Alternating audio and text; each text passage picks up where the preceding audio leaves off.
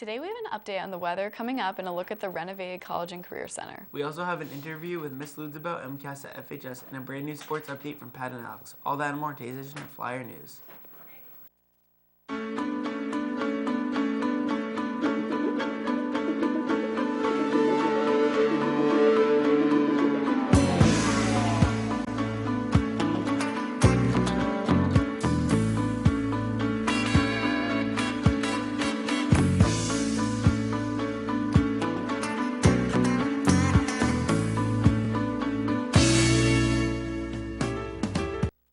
Good morning, Framingham High School. I'm Julie Carson. And I'm Benji Clinton. Today is January 14th, and day 2 with periods running CADGF. The weather recently seems to be changing every day. Thankfully, we have Lacey in the studio to let us know what the weather will be like going forward. Take it away, Lacey.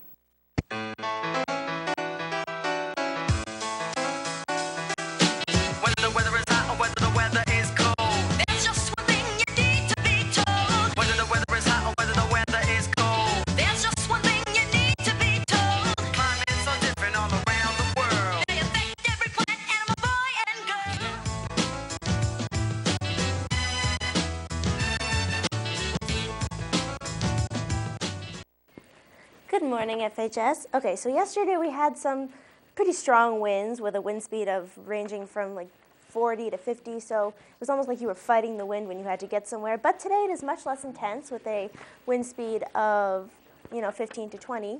So as you can see, today we have quite the mild day. We have a high of 30 and a low of 24. However, we do have a wind chill factor, making it feel like it's 10 degrees out, basically, so make sure you wear a jacket. As you can see, we have snow flurries, kind of, scattered throughout the Boston and Worcester area.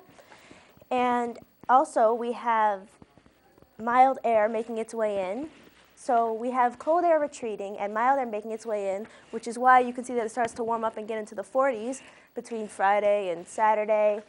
And that is why we have heavy precipitation. We can expect rain, we can expect some snow, but not a lot of snow because the cold air is retreating. So therefore, throughout the week we can expect some sunny skies, cold air, and precipitation, basically a combination. So dress appropriately. This has been Weather Watch with Lacey Edwards. Let's take it back to the desk. Alex Hirsch always does such a great job with movie reviews. We have a new movie reviews with Alex Hirsch today on The Forest. Let's take it to him now. Hello and welcome back. I'm Alex Hirsch. And I'm Harrison Lee. And this is the 2016 edition of Flyer News Movie Reviews. Today we're going to be reviewing The Forest. Yep, it's January, so we all know what that means. Great horror movies coming out every week. Hooray.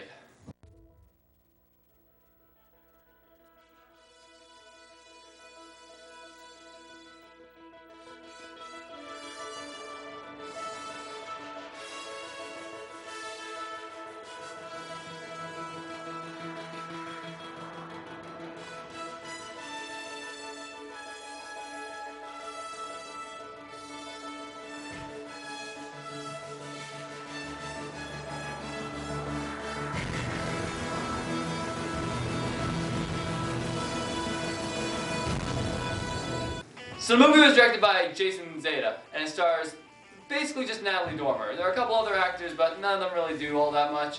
And also, Natalie Dormer, she plays a twin, so that means 2 roles instead of just 1. Anyways, what the movie is about is essentially that Natalie Dormer's character is trying to track down her twin sister, who is somewhere in Japan. She's currently lost, and she went into this kind of forest that's very, very eerie. So she hops on a plane straight to Japan and goes to find her sister and bring her back. Meanwhile, encountering some strange characters and a lot of weird things going on in this woodland wasteland. Personally, I actually like the storyline. I mean, all storylines from horror movies, they're usually always good. I would have to say that for the storyline, yes, but with all the jump scares in between, that kind of ruined the effect. But was it really all that scary? That was my problem. It wasn't. Jump scares are very different from real scares. I mean, with a jump scare, it's just a constant boom and it's on the screen and then it's gone. And half the time, it's not even the actual monster. There were way too many jump scares, which doesn't really make a good horror movie. Yeah, it's a really common trait for horror movies to actually have a lot of jump scares, and unfortunately, I don't know if it's going to be going away. Another problem with this movie is that it doesn't start till like halfway through the runtime. You're not even in the forest until like 30 to 40 minutes in. I mean, the movie really needed to pick up pace in the first act, because the first act was just going through Japan and stuff really drags. And there were a lot of different shots and scenes that were quite unnecessary. But yeah, overall, the movie it needed to pick up pace. It just felt too slow. And that's really my biggest gripe with the movie. Yeah, I would have to agree with that. I mean, there were some pretty boring parts. Obviously, they weren't scary. It didn't make much sense sometimes as well. And the ending was overall just really underwhelming. But overall, it had a good premise, and it didn't execute it terribly, which is probably the best thing I can say. And I'm gonna have to give this movie a weak 2.2 out of 5 flyers. This movie, not necessarily worth seeing in the theater. It's just not all that scary. For me, I'm gonna have to give it a 2 3/4 out of 5 flyers. As for Angry Heads, I'm gonna have to give this movie 3 Angry Heads. Too many jump scares, not that scary, overall fairly weak execution of a pretty good premise. I'm gonna have to give this 3 Angry Heads, all based on just the jump scares. Because personally, I don't enjoy jump scares. That was our review for the movie The Forest and our first review of 2016. Off to a great start. I'm Alex Hirsch, And I'm Harrison Lee. and thanks for watching. We'll see you next time. Chipotle executives met with officials from the Center of Disease Control last week and are hopeful that the restaurant's E. coli outbreak is over. Chipotle CEO stated that he's hopeful that the CDC will call this over soon and that he knows that Chipotle is safer than it's ever been before. In February, Chipotle hopes to set on a new marketing campaign to lure customers back through TV advertising, direct mail ads, and newspaper ads. This is the first time Chipotle has announced a solid plan to fight back against the E. coli outbreaks that infected over 50 people. Chipotle also said that they will be taking additional measures to make sure that their food is safe. The company admitted that their earnings this year will be messy due to the E. coli outbreak. However, they are looking forward to 2017 and other long-term goals. Chipotle stated that they are very confident that the E. coli outbreak will not happen again. Last night, the drawing for the $1.5 billion Powerball took place at 10:59 p.m. The previous drawing on January 9th had no winner. Tickets for the Powerball cost $2 to $3 depending on if you want a Powerball play ticket, which boosts the value of non-jackpot prizes. Powerball players have spent an estimated $2.6 billion on tickets since the last jackpot was claimed in November of 2015. To win the prize, a ticket must have all 5 numbers in any order, as well as the red Powerball number.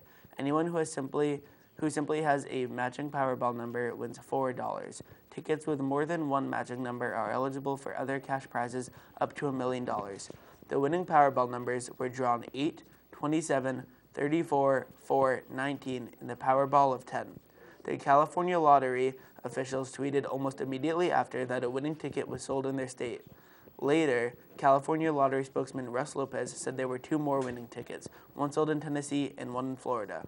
The jackpot, which reached record levels after 20 drawings without a winner, was estimated to be nearly $1.6 billion. According to the Texas Lottery, the cash equivalent was $983.5 million. Our own Noah Lynn at FHS won a whole $7. We believed in you, Noah. The school just brought back an extremely helpful place for juniors and seniors to get help with college preparation. The College and Career Center has been reopened and is ready to help students make the stressful transition between high school and college. For more on this, we have Heather and Tim with the full report. Good morning, Framingham High School. The College and Career Center reopened on January 6 and is now available for students to make appointments. The College and Career Center will no longer be run by Miss Lucy, as she left to take a position at Mass Bay Community College. It will be run by Ms. Rifkin Hogg, who took the position just recently. This is a positive thing for students at the high school who are looking for help applying to colleges and looking for scholarships. Many students are very glad to see the College and Career Center back up and running. Hi, my name is Renata Rifkin Hogg. I'm the College and Career Counselor here at Framingham High School. So I've had informal experience. I work as a tutor and a mentor, as I said, so I've worked with students while tutoring them, also looking at colleges, applying for colleges, in the transfer process from one school to another. I've been working at universities for the last 10 years, starting in Germany. So I've been mentoring students in universities and in high school since then. Currently, I am not planning to make any changes. That may change in the near future. But one thing I would like, we've had brown bag lunches before, lunches where students can come and get information. So one thing I plan to do is continue that and offer them more often, especially during the college application process, so students can come in with their lunch and get as much information as they can for college. I love the students, so first and foremost, that has been great, having students come in asking for help. Students just with all sorts of different questions, all different reasons, from all different backgrounds. I like the intensity of the job. There's a lot of work to do. It cannot be done within my time period here, but I like that I'm constantly busy, constantly challenged, and constantly able to help students. This has been Tim Healy reporting for Flyer News. Let's take back to the desk. Sports Update is always a fan favorite segment. Pat and Alex always do a great job of keeping everyone informed about all the Flyer teams. Luckily, we have a brand new addition today. Take it away, guys.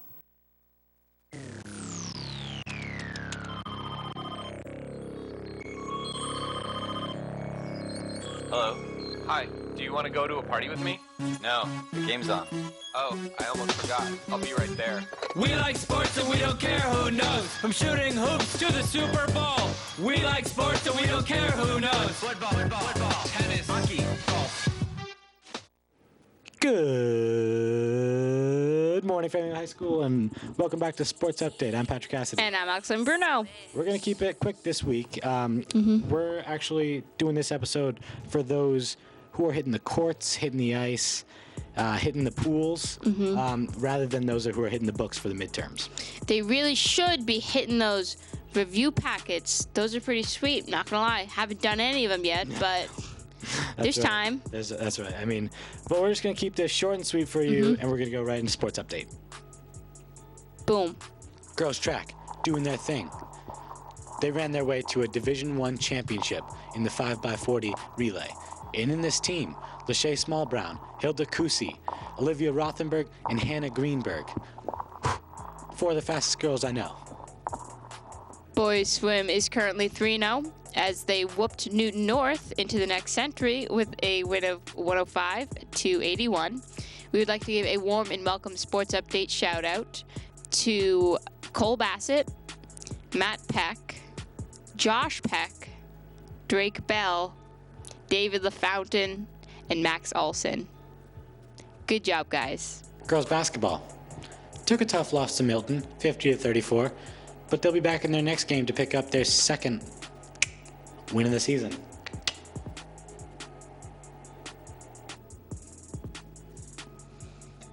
In this very gym, boys basketball made history on Tuesday night with their fourth win of the season against Milton.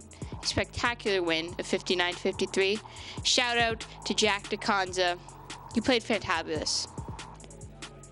Pat, I'm looking over your math midterm review packet, and none of these are right. Huh? Like, these aren't even math. Ionic bonds, sinking of the Lusitania, coordinating conjunction. I don't even think these are math terms, Pat. I mean, who's counting, right? Your teacher might be. I mean, midterms don't even count. Debatable. Well, I think we're gonna head off. Maybe study some bit. I'm Alexine Bruno. I'm Patrick Cassidy. And this is Sports Update. Make sure to study for your midterms. For the last time of the week, it's time to rise and pledge the flag. Today we have Dominic and Ava in the studio to lead us. Take it away.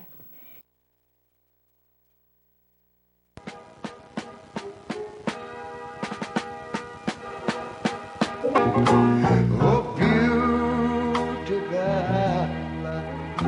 vast, spacious skies, far amber waves of grain. I'm talking about America, sweet. Please stand for the pledge of the flag. I pledge allegiance to the flag of the United States of America and to the republic for which it stands, one nation, under God, indivisible, with liberty and justice for all.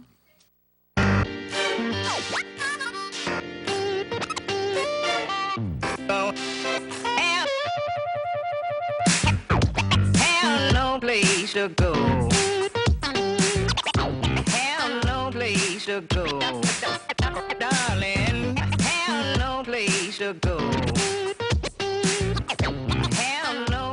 place to go.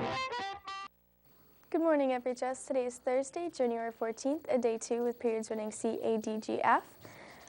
Today is the last day of term 2, and boys varsity indoor track will have a home game against Weymouth at 4:30. As for tomorrow, there is no school. And boys varsity swim will have a game against Brookline at 4. Girls varsity basketball have a home game against Brookline at 6:45. Boys varsity basketball have a game at Brookline at 6:30, and girls varsity gymnastics have an away game at 7:30. That's it for me. More announcements.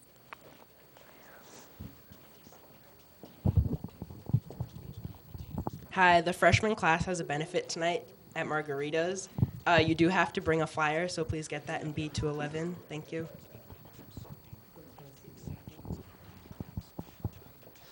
Good morning, FHS. Today is the last day for us to raise money for youth and philanthropy. So again, $5, and I'll write whatever you want on the upper half of my body. I'll run a mile in like 7-degree weather with minimal clothing. And $10, and I'll write you a cute song.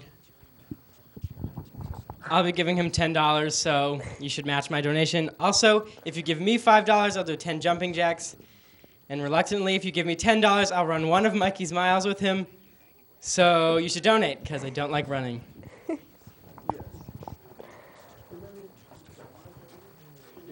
This is for all sophomores. We're going to have steering today after school in E208. We're also selling socks, shirts, and sweatpants, so come by E208 if you want to buy a pair. Okay, juniors, I know you all like money, and I know you all like saving money, so I'm giving you a really, really good opportunity to save a lot of money. If you go to our benefit night, which is tomorrow all day at Uno's, where we get 20%, and you take a picture of your meal and all the fun people that you go with, and you tag the picture us on Twitter, which is FHS_2017, or on Instagram, Flyers2017, you automatically get entered into a raffle for a free cotillion ticket. And cotillion tickets, that's just not money that you want to pay, so do that and save some money. So we have a benefit tomorrow at Uno's, and we get 20% of all the funds that come in. I have a document this time. Please come to Musical Theater's annual review show, titled this year as Doing What Comes Naturally. The show is at 6:30 tonight in the theater. The tickets are free. Again, 6:30 tonight in the theater. And then I got lazy and just drew a picture of a cow.